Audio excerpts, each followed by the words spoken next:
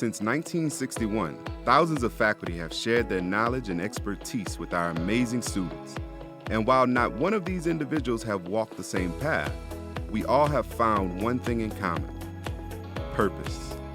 We find meaning in our instruction that transcends beyond the classroom. For most of us, this is not a profession, it's a calling. This podcast captures the stories of some incredible faculty who continue to show up in today's evolving educational landscape. Welcome to Purpose, a Faculty Excellence Institute podcast.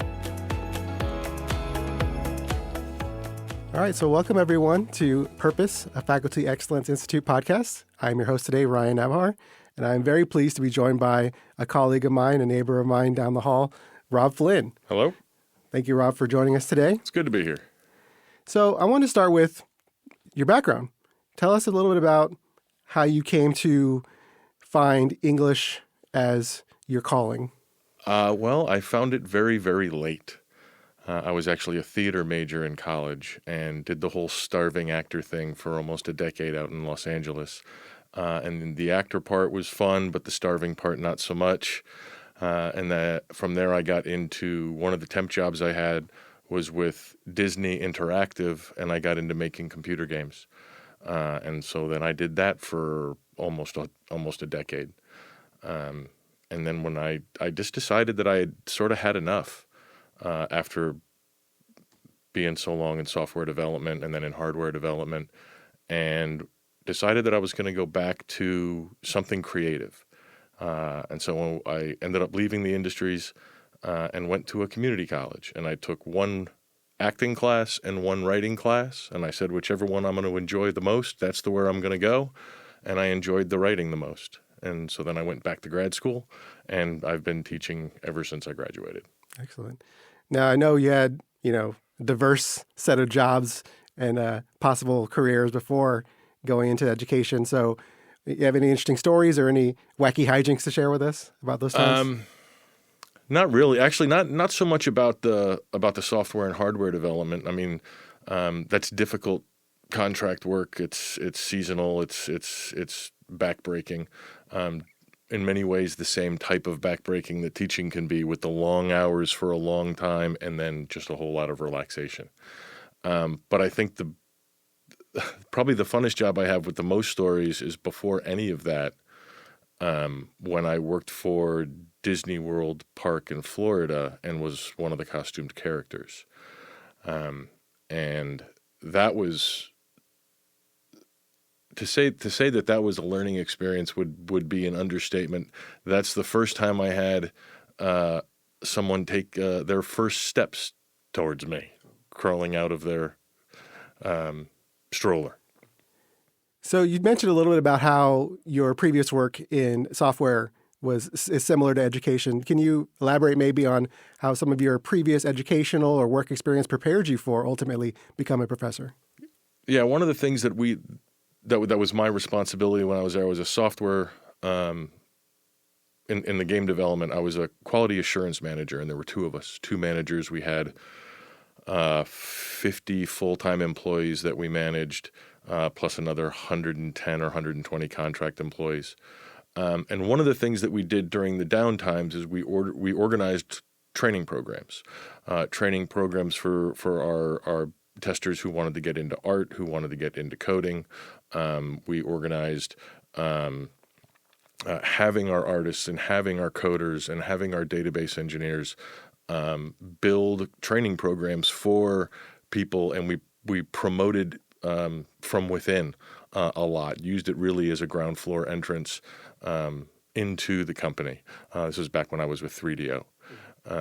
And that was really sort of the first taste I had of at least hands-on taste of both organizing training programs and education for my colleagues, as well as partaking in them myself. Okay, very good. So what ultimately led you to joining San Jacinto College? I was an adjunct teacher at schools, just like so many others, up in New York. My primary hobby then and still now is motorcycling. and I got tired of having a really nice bike sit in the garage for about 6 to 7 months out of every year because I just couldn't ride it because it was so cold and wet and snowy. So when I was applying for full-time jobs, I was very picky. I had friends who lived in the Houston area, and I was looking at and the Austin area, and I was sort of looking at that triangle: San Antonio, Austin, and Houston. And San Jac called, ironically, when I was out on a big motorcycle trip at a campground. So you mentioned how important writing is to you. How do you think, or is there a way where your hobby informs your teaching practice? I think so. One of the things, and I actually used to use it quite a bit, especially in my creative writing course, one of the things that I focus on when I'm writing is I plan and I plan and I plan. When I took my trip from Houston to Alaska, that's a trip that I was planning for 6 or 7 years before I even moved to Houston. It was just going to Alaska. And all that planning then allows me to abandon the plan because I know where I'm going well enough. I know where I want to be, where I don't necessarily have to pay attention to the GPS because I know the surrounding areas just from having studied them so well. And I think that speaks a lot towards the writing process. If you really dive into the writing process and you know your process well enough, at the end it doesn't matter where you're going because you have a process that's going to help you get there. That's really interesting because a non-writer like myself, you think you romanticize about freedom and the open road, but really it's the planning that allows for that. Yep. Very interesting. Exactly. Yeah, and of course that would apply to the writing practice as well. Staying on the subject of what informs you or what influences your teaching practice, can you tell us about a time when a student helped you learn something about teaching? Well, maybe even just a little bit. This week, we were in class and we were talking about. It started as a talk about punctuation marks, where we were talking about the M dash, the N dash, and the hyphen, the three different styles of dashes that confuse everybody. And we were talking about an author who had a hyphenated last name, and I explained how that happened because they didn't understand why it was mother's last name, father's last name, blah, blah, blah. And then we had another author who had 3 names as well, but there was no hyphen. And it was a Hispanic writer. And the student said, I know how that works with all the names. And they spelled it out how it's. I have it all written down because I don't remember it because it just happened yesterday. And they taught me all about how the Spanish language, where all the different names originate from. And I was like, okay, well, when you boil it down and you're just using first name, last name, which one do you use? And that taught me how we needed to actually use or display this author's name in the works cited page, and how it was very different from the way that the other author whose name was hyphenated was displayed. Yeah, similar to some Asian authors where their first name and last name would be different in the Western versus the Eastern, right? Can you tell us about your favorite collaboration, the favorite time you collaborated with a colleague? What was the outcome and what did you learn from that? Favorite collaboration? I haven't thought about that one in a long time. I think it may have been back when I first got here. There was quite a bit of talk about coming up with a way to really measure the impact of attendance on the final grade of a class. And so I teamed up with a couple of colleagues, and we really tracked for 3 semesters. Not just attendance, but the modality as well, whether it was online or face-to-face. And if it was one absence, this was the grade, and we took the average across I think it was 8 or 9 different sections of Comp 1, and compared them all to if there was one absence, if there was two absences, if there was three absences, and there was an absolute degradation in grade based on the number of absences. And there were outliers, of course, but it was really interesting. That was my first time working with someone here at San Jac on a project of that scope that spanned multiple semesters and multiple classes. Very interesting. Yeah, I know you're someone who takes your practice very seriously, and you're constantly trying to improve and making sure that your students get the best experience possible. So I was wondering, is there anything new or on the horizon that really excites you about teaching, about improving and changing your teaching practice? Well, it's sort of a cop-out, but I'll say AI.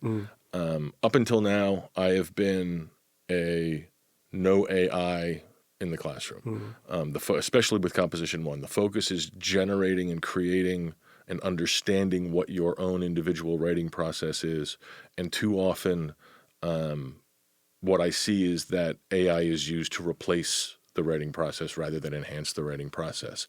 And my goal now, and I'm actually working with a couple folks in the STEM department on this at Gen Park, my goal now is to find a way to help the students incorporate AI as a part of the writing process early, so that they can benefit from the pros that AI brings to the table when it comes to writing, but always have that human element in the mix, especially at the very end. Yeah, definitely a difference between having it be the final product versus as part of the process. Yeah, because at the end of the day, I don't think forbidding, even though I do it, I don't think forbidding AI in the classroom is the right way to go. It's too important a skill to learn how to use. I just haven't been able to figure out myself the best way to use it yet. No, it's interesting trying to figure out how to incorporate that into the teaching.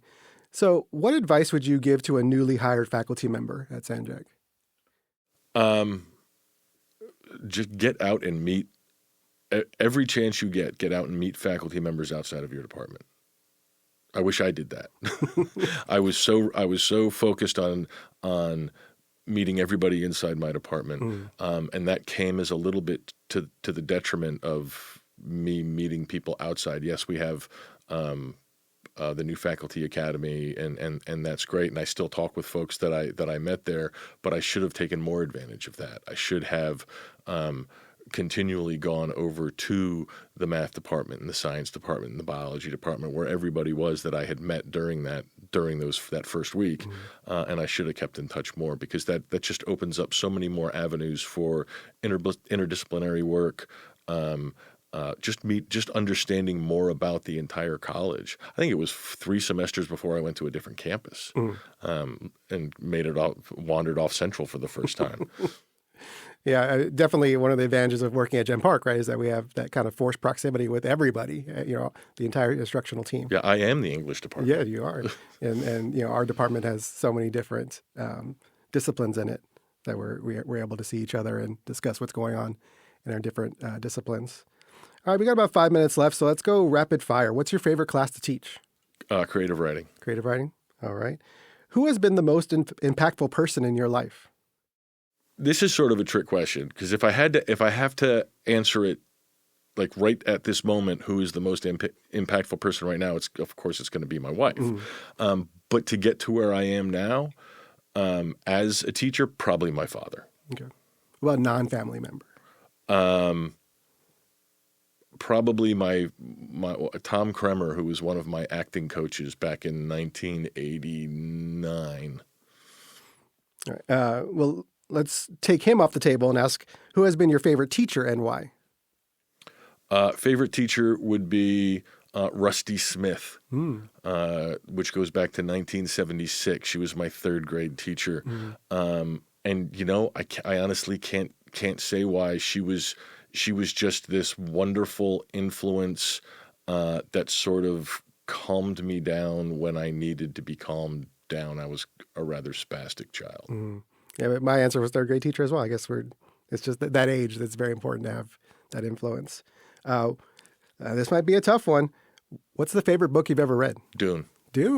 That's easy. That was quick. That's I'm easy. surprised. Dune's. I can't even tell you how many times I've read it. It is. I'm in the process.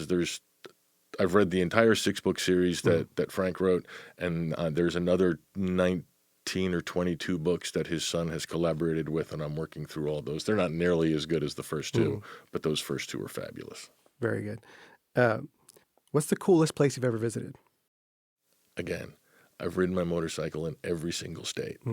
I would say the coolest place I've ever visited is Homer, Alaska, where I had I threw up my tent on the beach 25 feet from the bay.